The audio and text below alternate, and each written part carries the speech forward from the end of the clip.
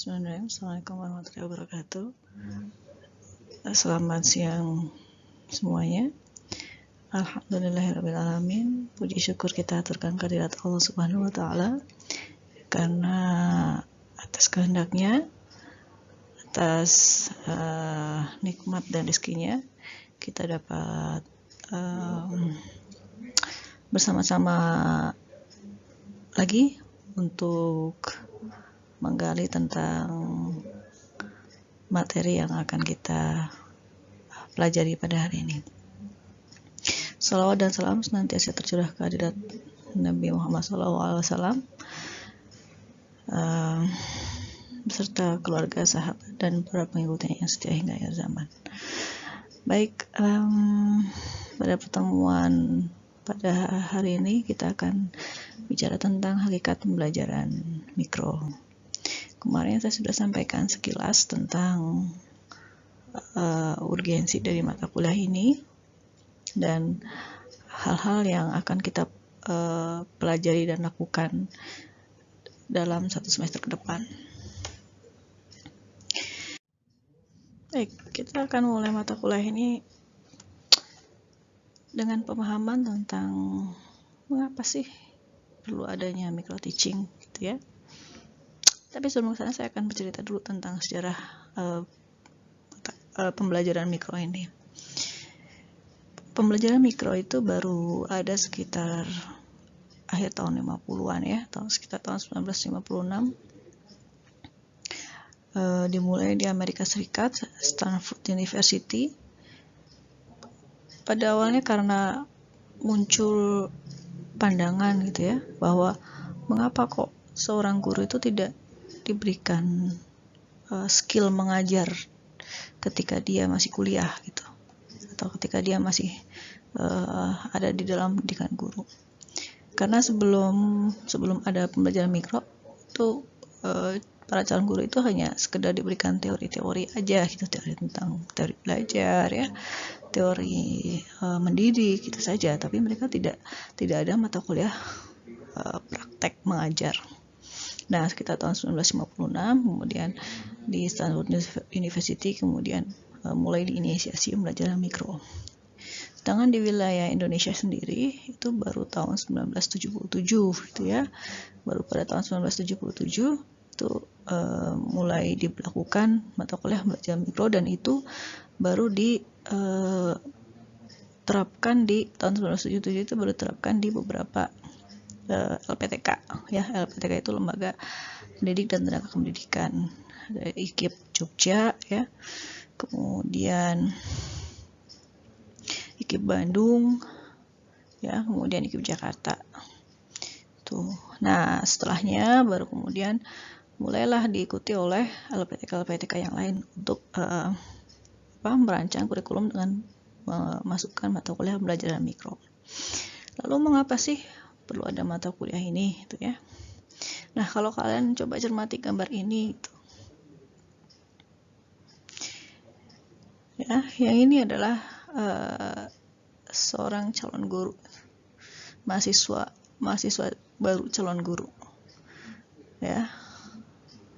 Ketika dia memilih untuk menjadi seorang calon guru dan menempuh mata kuliah di jurusan berbasis education ya, berbasis pendidikan, maka dia akan dilatih sisi afektif, sisi kognitif, sisi afektif, dan sisi psikomotornya, supaya profil guru itu ada dalam dirinya.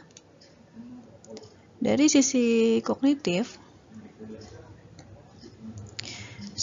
ini berarti dia akan diberikan teori-teori tentang pedagogi gitu ya, hal-hal yang berkaitan dengan pedagogi maupun teori-teori yang berkaitan dengan konten ya, konten keilmuan. Misalnya kalau dia mengambil pendidikan sejarah, maka mata kuliah yang akan diambil itu dari mata kuliah pedagogi dan mata kuliah konten. Kemudian nanti akan ada juga mata kuliah umum yang itu berkaitan dengan nilai-nilai universitas, nilai-nilai nilai-nilai tanah air gitu ya, nilai kenegaraan. Itu ada di sisi kognitif. Kemudian yang kedua adalah sisi afektif. Nah, di sisi afektif ini berarti dia mengolah rasa yang nantinya akan memunculkan perilaku, ya, perilaku yang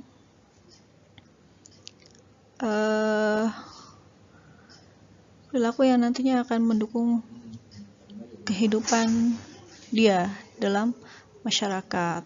Nah, itu. Dan yang ketiga adalah skill yang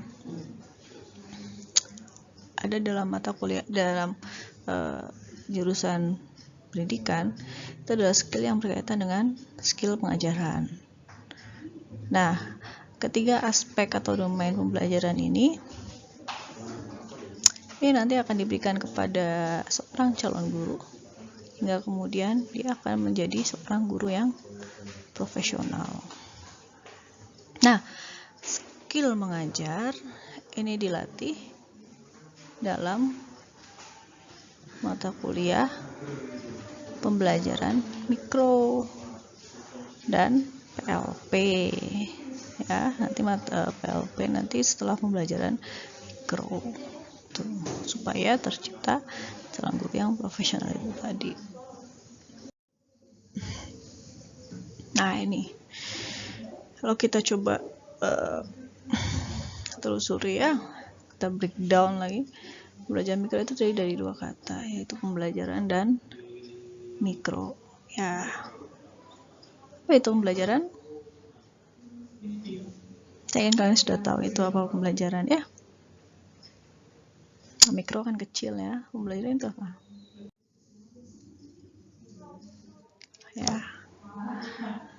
Oke, pembelajaran itu adalah interaksi antara peserta didik dengan lingkungannya. Lingkungannya itu berarti sumber belajar, ya.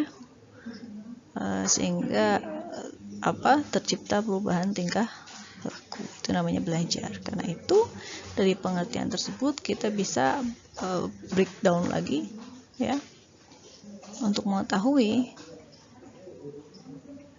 apakah seseorang itu belajar atau tidak. Yang pertama, seseorang belajar atau tidak itu dilihat dari aktivitasnya, ya.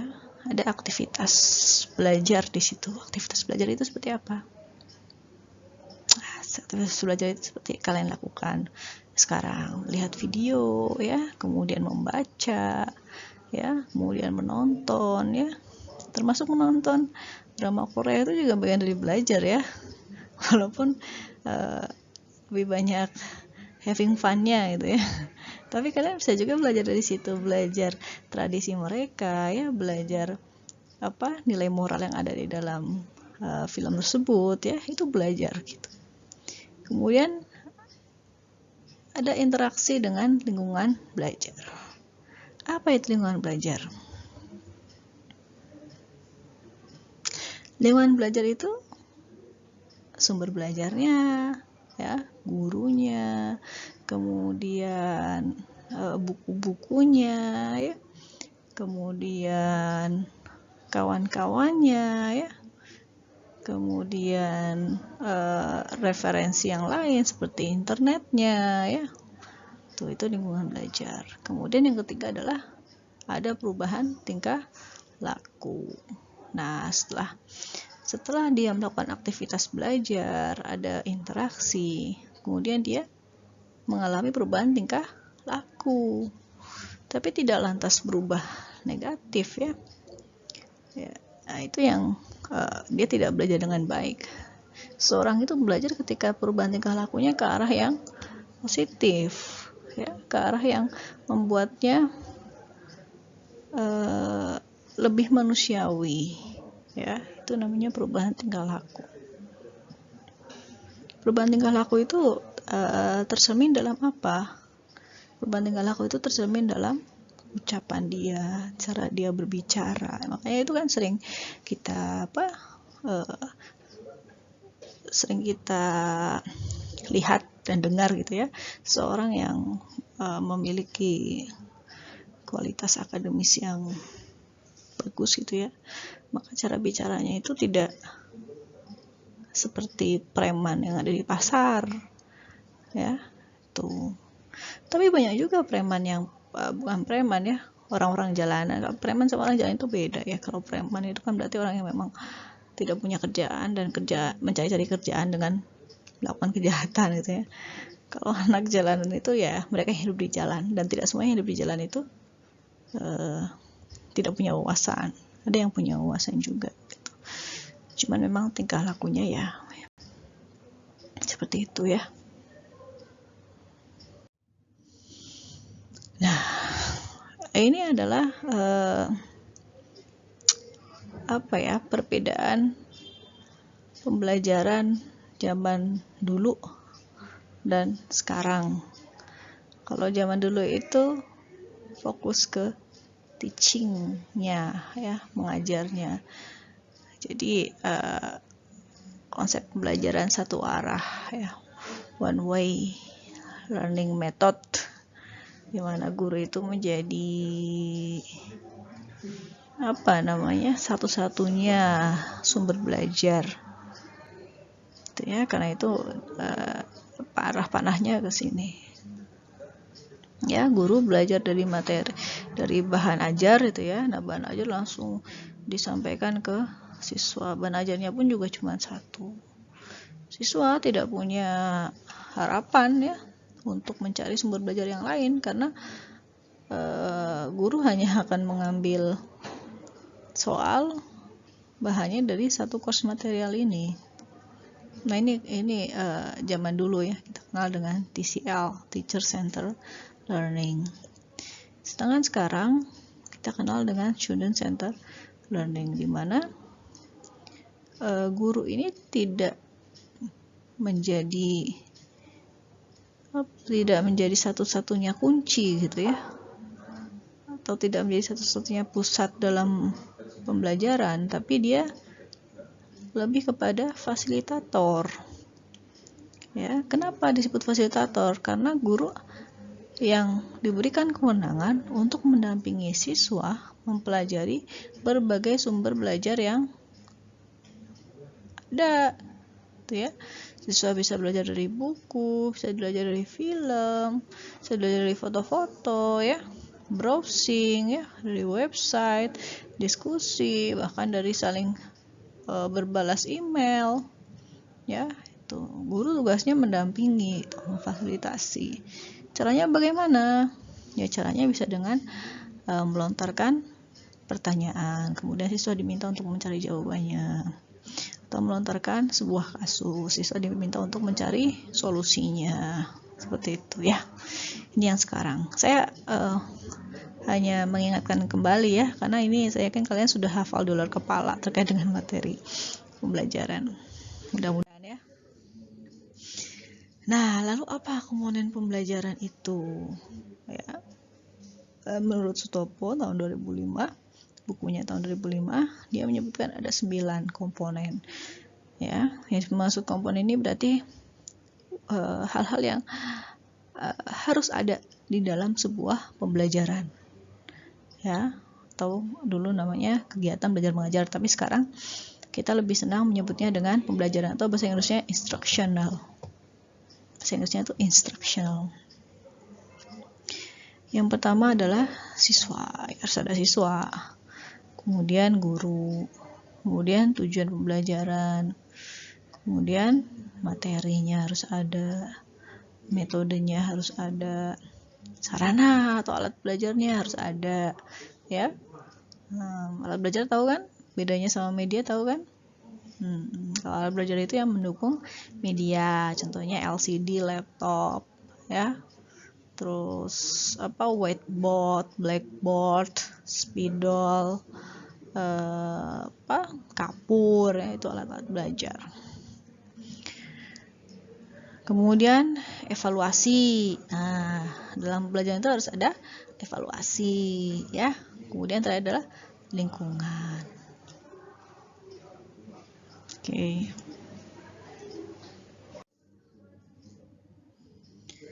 Nah, sekarang kita sering dengar lah pembelajaran abad 21. Pembelajaran abad 21 itu seperti apa gitu. Pembelajaran abad 21 itu kan berkaitan dengan 4C ya. Masih hafal kan? Ya, saya pikir kalian pasti hafal ya. Lalu bagaimana dengan teacher ability-nya gitu ya, kemampuan gurunya di abad 21. Sini ada 15 ya. Ada 15 kemampuan guru yang harus dimiliki di abad 21. Seorang guru itu adalah seorang guru itu harus adaptability ya. Adaptability itu dia harus bisa hidup pada semua zaman. Ya, contohnya seperti sekarang nih. Sekarang kita sedang COVID ya. Maka praktek pembelajaran yang tadinya luring, guru menjelaskan, kemudian harus berganti menjadi daring, di mana guru itu harus pandai-pandai dalam membuat media pembelajaran daring supaya siswa tidak bosan. Ya, misalnya membuat video presentasi seperti ini. Kenapa tidak Zoom saja? Nah, ada Zoom itu ada bukan Zoom ya, namanya virtual conference ya. Sorry kalau Zoom itu merek. Virtual conference itu ada kelebihan, ada kelemahannya. Demikian juga dengan video ini ya. Kalau virtual conference itu kelebihannya interaktif ya. Jadi bisa bertatap muka, kemudian bisa berdiskusi gitu ya, secara langsung. Nah, itu plusnya. Negatifnya adalah sinyal ya. Seringkali mungkin sinyal di tempat saya jelek sehingga terjadi semacam kelambatan dalam penerimaan di tempat kalian gitu ya. Receivernya tidak bagus misalnya. Jadi saya bilang kalian dengernya O misalnya ya. Nah, itu kelemahannya kalau virtual conference. Nah, kalau video presentasi juga sama, ada kelebihan ada kelemahannya. Kelemahannya memang tidak bisa berdiskusi langsung. Tapi kelebihannya ya bisa ditonton kapan saja gitu ya, ketika kalian sedang luang, bisa diulang-ulang ya. Kemudian tidak tergantung pada sinyal ya, karena kalian bisa mendownloadnya ketika kalian pergi ke tempat kemanapun gitu ya. Kemudian seorang guru itu adalah confidence, pede ya.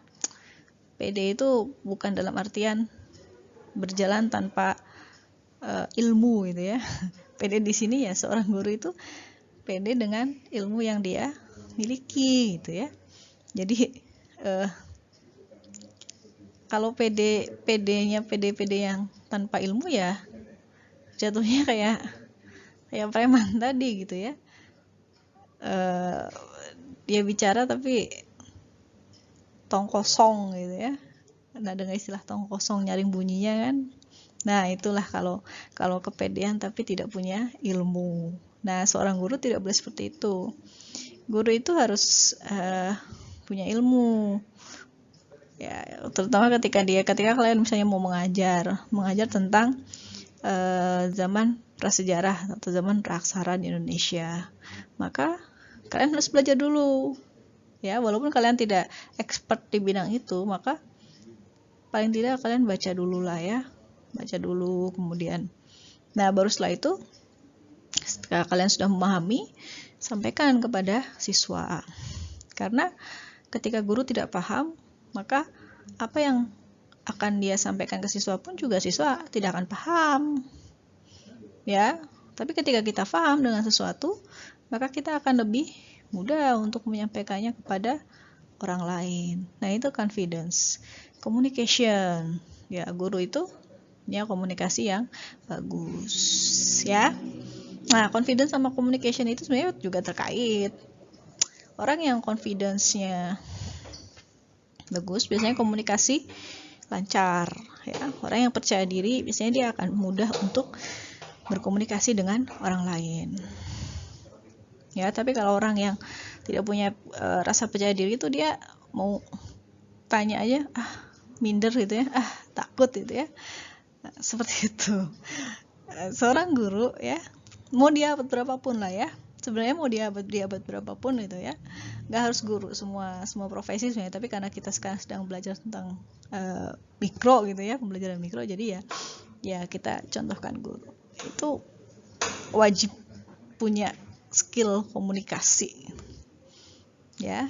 Skill komunikasi itu berkaitan erat dengan rasa percaya diri, berkaitan dengan kemampuan beradaptasi, berkaitan dengan kemampuan untuk menyampaikan pendapat ya.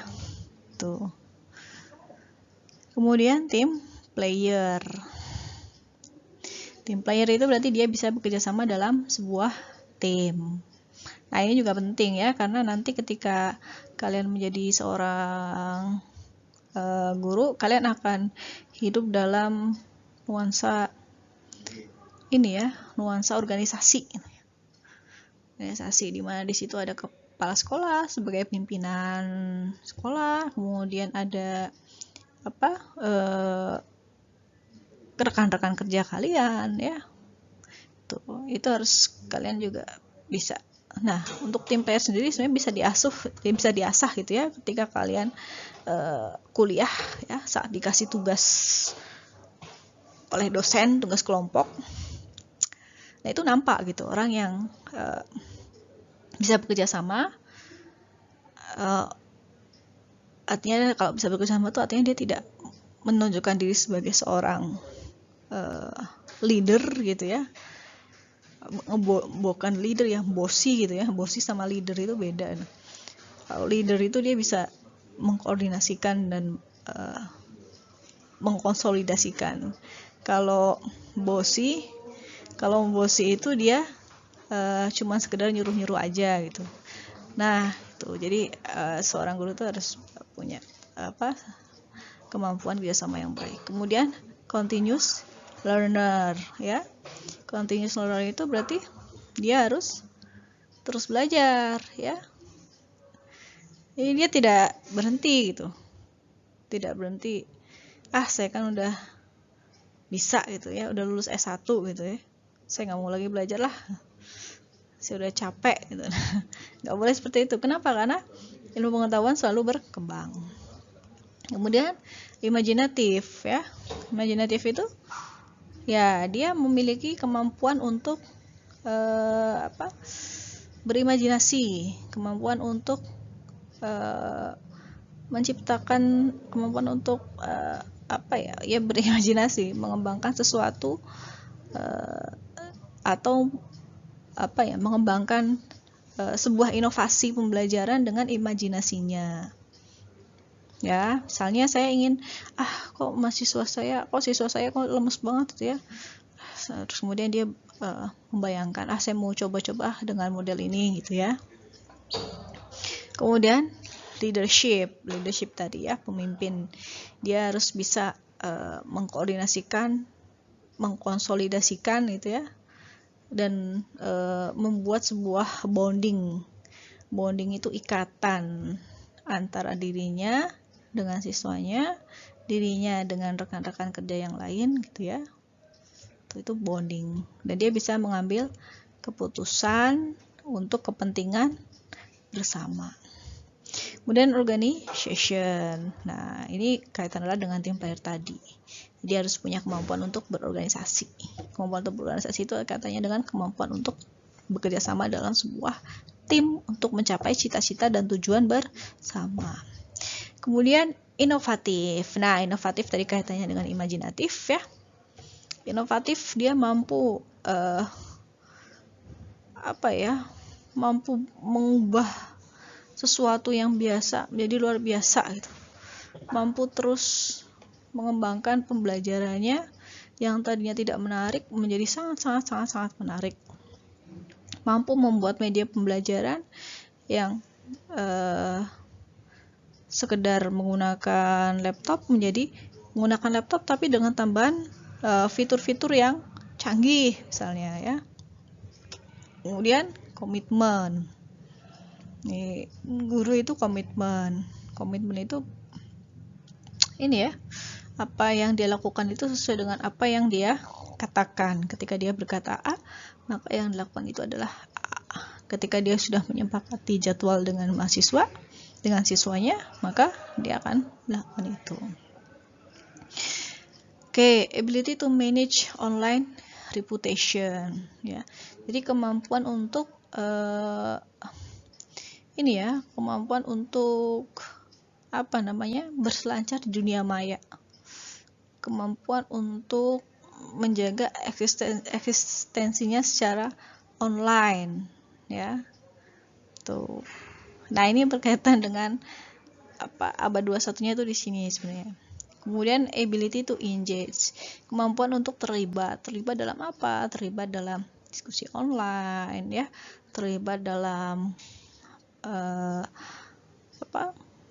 pembelajaran secara online, ya. Tuh. Kemudian understanding of technology, ya, pemahaman teknologinya bagus, ya. Kemudian know when to unplug, ini dia definisikan sebagai mampu menempatkan diri, ya. Dia bisa menempatkan diri ketika saatnya dia harus mengajar dengan sistem virtual, maka dia bisa melakukan itu. Ketika saatnya dia harus mengajar para guru-guru yang sudah senior, ya, dia bisa melakukan itu, ya, karena mengajar milenial dengan mengajar senior itu beda, ya. Kemudian ability to empower, kemampuan untuk memperkuat siapa? Memperkuat orang lain, memperkuat siswanya, memperkuat rekan-rekannya, ya. Jadi selalu mendorong pengembangan jati diri para siswanya. Lalu apa itu pembelajaran mikro? Nah, kita sudah belajar, ya, tentang pembelajaran, definisi pembelajaran dan definisi mikro. Mikro itu kan kecil, ya. Saya belum memaparkan itu. Nah, sekarang apa itu pembelajaran mikro? Nah, ini ada definisi dari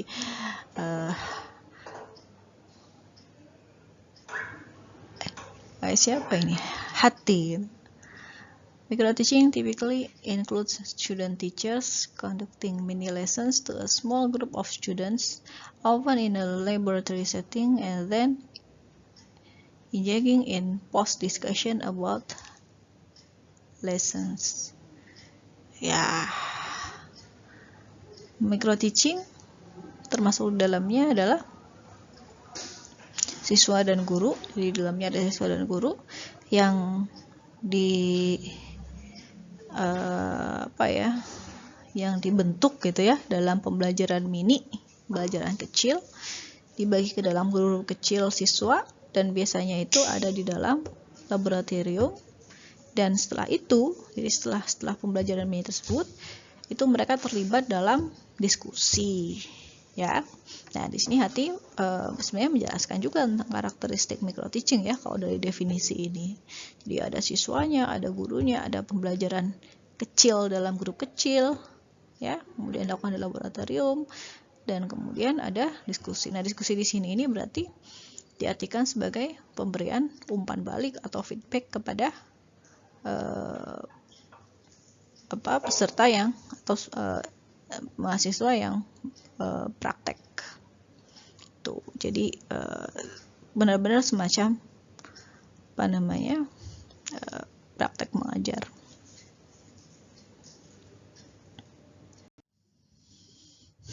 Nah, kalau kita lihat definisi dari regulasi, ya, regulasi tentang standar pendidikan guru itu ada di Permendikti nomor 55 tahun 2017. Ini masih Ristekdikti namanya karena sampai sekarang setelah Ristekdikti berubah jadi Kemdikbud itu memang belum ada standar pendidikan guru yang dikeluarkan. Jadi kita masih pakai acuan yang lama, ya. Ini nomenklaturnya masih Ristekdikti. Pembelajaran mikro adalah pembelajaran keterampilan dasar mengajar dengan menggunakan latar, ya, peserta didik, kompetensi, materi, dan sesi yang terbatas.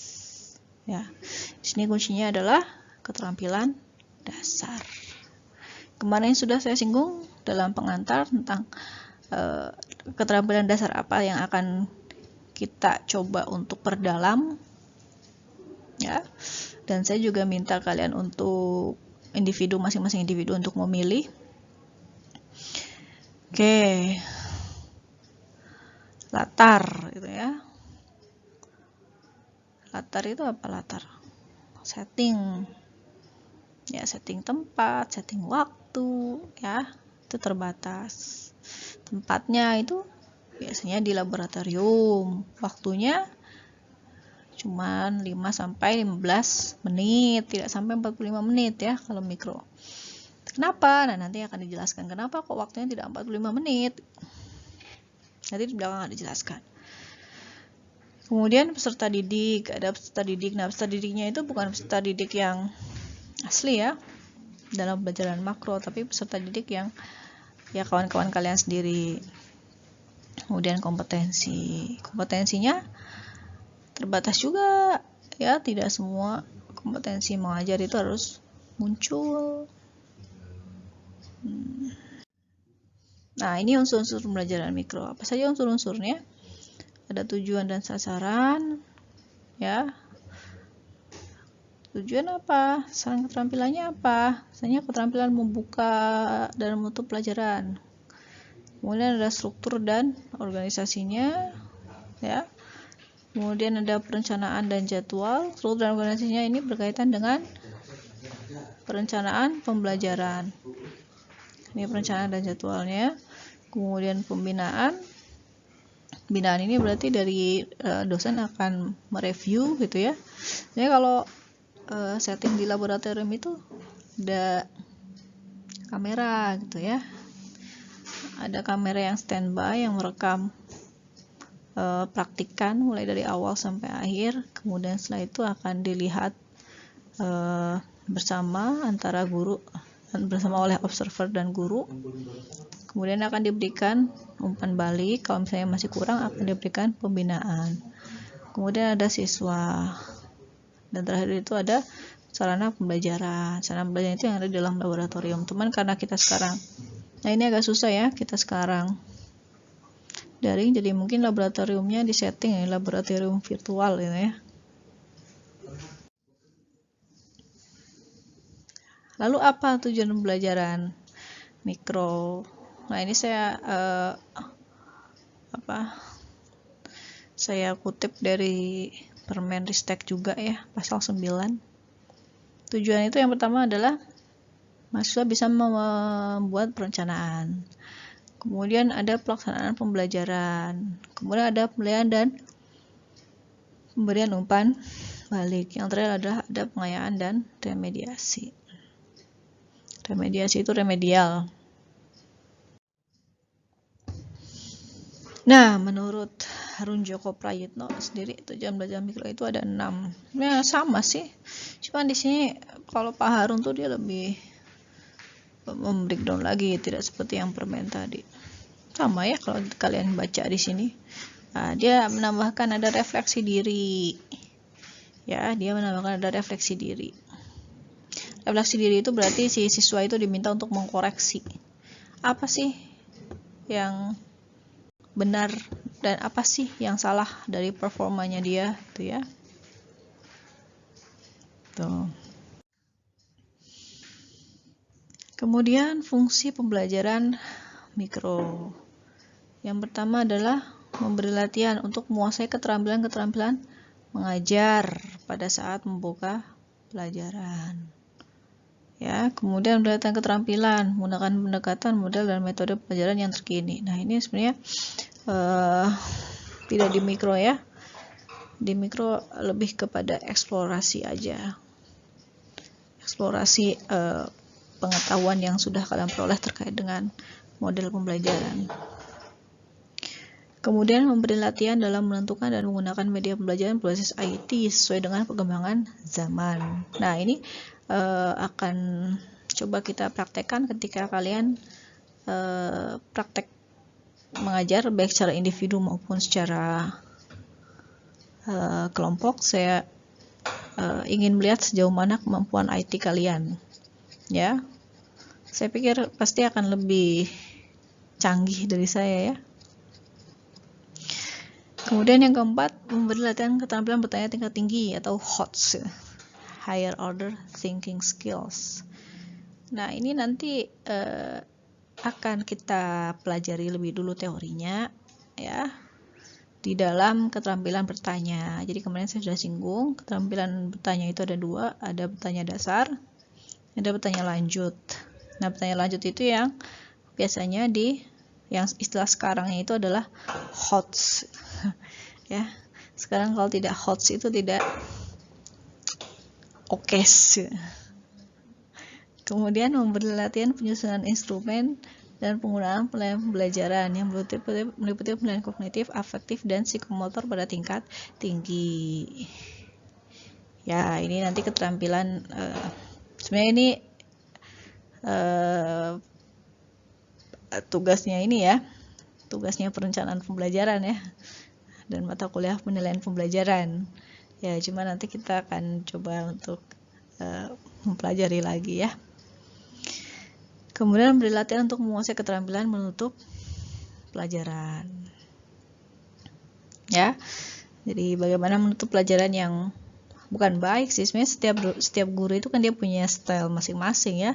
Cuman yang ada beberapa, kita akan belajar tentang variasi-variasi dalam menutup pelajaran ya. Kita akan pelajari style-style itu karena setiap pendidik itu dia punya gayanya masing-masing dan kita tidak bisa memaksakan. Yang penting ada di jalur yang benar. Nah, ini di sini saya sudah di slide kalian sudah bisa lihat itu ya, karakteristik pembelajaran mikro itu seperti apa. Yang pertama, dia terbatas latar. Tadi di depan juga sudah disinggung ya. Terbatas latar itu artinya setting kelas dan alokasi waktunya itu terbatas. Setting kelas itu maksudnya apa? Setting kelas itu berarti desain ruangannya itu tidak seluas ruangan pembelajaran makro. Kemudian susunan tempat duduk juga tidak sekaku pembelajaran makro. Kalau di mikro kalau di lab ya, kalian tuh bebas mau pakai kursi atau enggak, terserah ya. Mau kursi dibikin melingkar boleh, dibikin trapesium boleh, terserah mau dibikin seperti apa. Untuk alokasi waktunya juga terserah.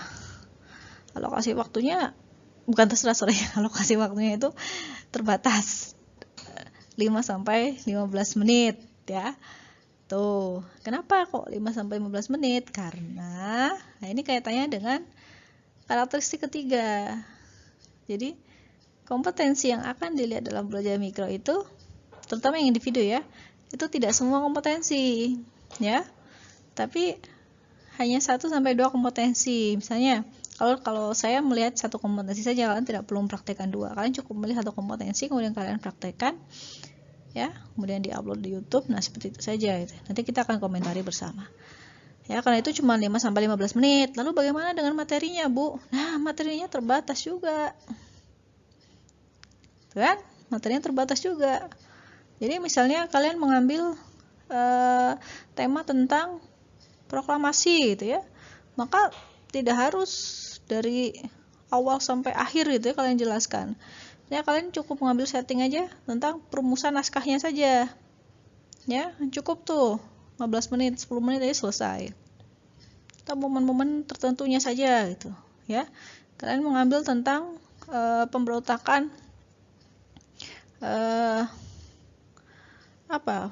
DITI misalnya ya, tidak harus dijelaskan dari awal sampai akhir gitu. Nah, itu cukup ambil misalnya kalian tertarik dengan satu aspek, ambil aspek itu saja. Pesertanya juga terbatas ya, cuma 7-20 orang, bahkan ada yang mengatakan 5-15 orang. Nah, itu siapa pesertanya? Pesertanya bukan peserta didik beneran ya, pesertanya itu teman-teman kalian ya. Tapi bukan berarti teman kalian itu menjadi siswa yang siswa-siswa pura-pura jadi siswa gitu, enggak juga. Mereka siswa, tapi teman kalian ini juga yang akan mencermati performa kalian juga gitu. Kemudian terbatas sesinya terbatas ya. Sesi pendahuluan yang kalau di makro itu dia sampai 10 menit, kalian pendahuluan cukup berapa menit ya? 3 menit ya. Sorry, terbatas sesi itu maksudnya tidak harus pendahuluan, inti dan penutup gitu ya dalam satu penampilan. Cukup kalian pilih saja, kalian mau di bagian pendahuluan berarti di bagian kemampuan membuka dan menutup. Kemudian di bagian inti berarti kalian pilih kemampuan menjelaskan, kemampuan bertanya gitu ya. Nah, di bagian penutup, kalau kalian pilih penutup berarti kemampuan menutup pelajaran. Jadi cukup satu sesi saja yang kalian praktekkan. Ini kalau yang individu ya, berkaitan dengan yang penampilan individu. Tapi kalau untuk penampilan kelompok, semuanya waktunya juga sampai 15 menit sih. Nah, ini ininya ya. Tuh kan saya bilang tadi, studinya tuh ada yang 5 sampai 10 orang. Ya, ini sebenarnya dari 2 buku yang berbeda ya. Yang pertama yang ini dari buku Helmiati, yang tadi dari bukunya Pak Harun. Ya, tidak apa-apa ya, intinya sih kalau mikro tuh tidak sampai lebih dari 20 orang lah. Waktunya juga tidak lebih dari 20 menit. Materinya itu cuma satu aspek ya. Ini perbedaannya di sini ya. Oke. Untuk medianya, kalau yang makro sesuai kebutuhan mengajar, kalau yang mikro sesuai kebutuhan mengajar dilengkapi dengan alat perekam dan video. Untuk apa? Supaya hasil rekamannya bisa dicermati bersama. Kalian masih kurang di mana, kita bisa langsung review, kemudian kita berikan umpan balik supaya bisa diperbaiki ke depannya. Tujuannya kalau makro untuk mencapai tujuan pelajaran, kalau mikro untuk melatih. Nah, jadi kayak namanya latihan itu kan tidak harus sempurna ya. Kalau yang namanya latihan itu ya kita berusaha untuk sesuai dengan apa yang diharapkan. Kalau misalnya belum sempurna ya tidak apa-apa, karena yang namanya mengajar itu berkaitan dengan jam terbang ya. Kalau kalian sering untuk berbicara di depan orang ya, sering mengajar, misalnya mengajar anak TPA ya, atau mengajar di PAUD, atau mengajar misalnya ada yang jadi asisten mamahnya di rumah ya, mengajar misalnya, mengajar les misalnya, itu performanya itu biasanya akan lebih baik dibandingkan yang tidak pernah sama sekali. Karena itu saya sarankan sekali kepada kalian para calon guru ini ya, kalau misalnya masih ada waktu luang gitu ya, mulailah mengasah skill mengajarnya ya. Mengajar aja, siapa mengajar anak-anak TPA misalnya tuh, cuman memang ketika mengajar anak TPA dengan mengajar anak SMA itu akan berbeda, cuman biasanya itu akan membantu kalian ketika kalian grogi di depan kelas ya.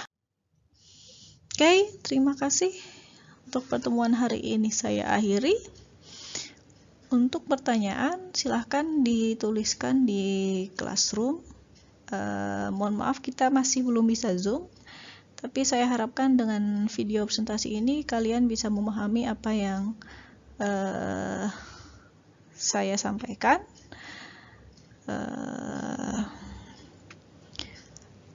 Tetap sehat, tetap semangat.